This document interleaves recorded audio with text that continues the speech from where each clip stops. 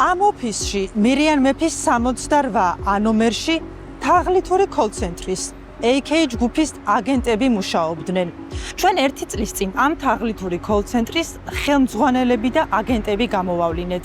მათ 3 წლის განმავლობაში ევროპასა და კანადაში 6000-ზე მეტი ადამიანი გაძარცვეს და 35 მილიონი დოლარის შემოსავალი მიიღეს. ახალი გამოძიებით გიყვებით, სად არიან ახლა ეს ადამიანები. დაახლოებით 6 თვე ვაკვირდებოდით და ფარულად ვიღებდით, როგორ დადიოდნენ კოლ-ცენტრის შარშან გაშიფრული აგენტები და ხელმძღვანელები ამ ოფისში.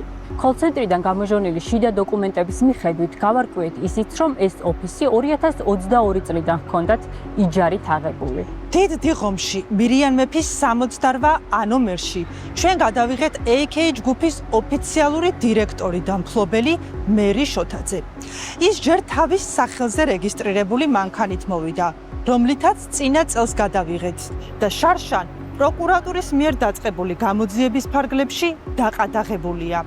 მეორე დღეს მერი შოთაძე სხვის სახელზე გაფორმებული 150,000 დოლარიანი ახალი ავტომობილით მოვიდა მირიან მეფის ოფისში. ჩვენ არაერთხელ გადავიღეთ ოფისში მომავალი აკაკი ქევხიშვილი, პირი, რომელსაც აგენტები ბოსს უწოდებენ. ის 2 ავტომობილითა და დაცვის თანხლებით გადაადგილდება. ერთ-ერთი ავტომობილი შარშანაც ვაჩვენეთ. AA100 KK ქევხიშვილის სახელზე გაფორმებული ავტომობილია და ის 2025 წლიდან დაყადაღებულია. ქევხიშვილის კორტეჟის მეორე ავტომობილი კი ახალია და სხვის სახელზეა გაფორმებული.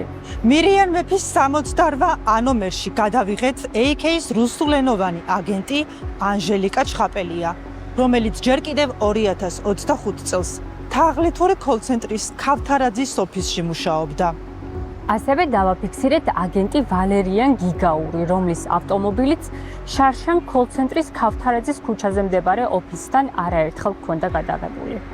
ამავე ოფისთან დავაფიქსირეთ თაღლითური კოლ-ცენტრის აგენტები მიშა ბაირამოვი, გიორგი გოტმანი და ბელარუსის მოქალაქე ლიტა.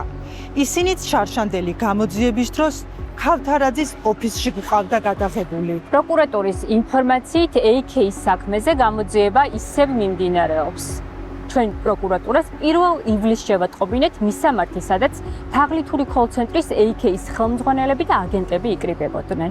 თუმცა უწყებაში არ გვიპასუხეს, გადაამოწმეს თუ არა, მართლაც მოქმედებდა თუ არა აქ თაღლითური კოლ-ცენტრი. ჩვენ აღნიშნულ მისამართზე 21 ივლისამდე დავდიოდით და ვნახეთ, რომ აგენტები აქ ისევ იკრიბებოდნენ. ჟურნალისტური გამოძიების ანონსის გამოქვეყნების შემდეგ კი ოფისი დაცარიელდა და ამჟამად ქირავდება. ვრცლად ნახეთ ჩვენი ახალი ჟურნალისტური გამოძიება. მონიტორის ვებგვერდზე monitory.g